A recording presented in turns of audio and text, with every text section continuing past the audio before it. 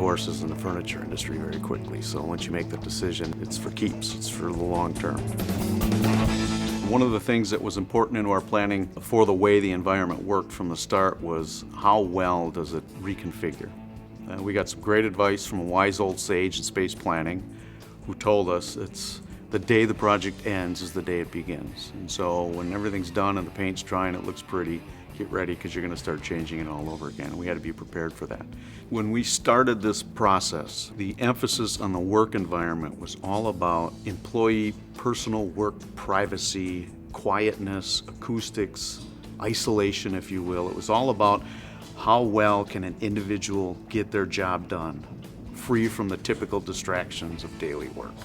That has morphed into a wide open collaborative work environment, so the wall heights have to come down.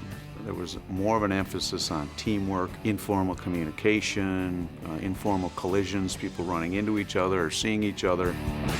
We still have the same product we bought in 1990. That's where we got lucky. We bought a stackable panel frame that allowed us to come back down without discarding, entire 66-inch panels. We took one stack off and now we're down to the standard 51-inch height. You cannot tell which product was bought in 1990, which product was bought in 2000, save for the fabric that's been replaced on the panels. One of the first questions that has come up is what's happening to all of the old furniture? All of the panel, all of the work surfaces, all of the pedestal files, all being redeployed. You don't find Harley Davidsons in junkyards, and you don't find much of our Teknion product landing in a junkyard either. That's another great testament to the Teknion product.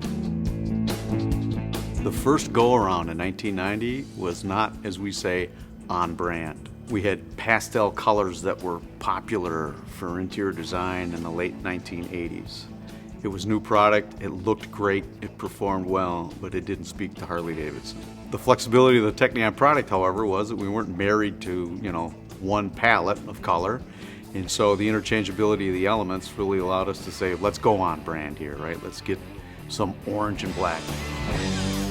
We are a relationship company. Relationships are a very important part of the culture. Relationships play a big factor in the work that we do and in the way the culture operates internally with suppliers. And the give and take that Teknion demonstrated from day one on this whole thing has been very important to us.